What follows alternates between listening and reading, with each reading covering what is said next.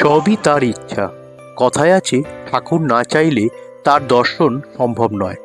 আজ তারই ইচ্ছায় সকাল সকাল বেরিয়ে পড়লাম বড় মার দর্শনে। পৌষ মাসের 12 তারিখ, অমাবস্যা, তার উপর আবার শনিবার।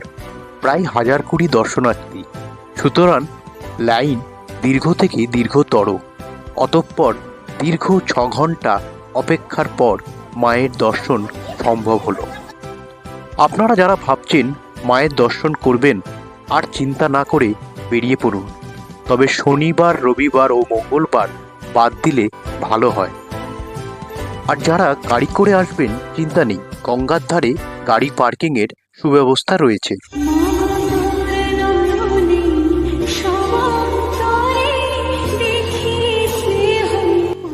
সব শেষে একটাই কথা, ধর্ম যার যার, বড় মা সবার।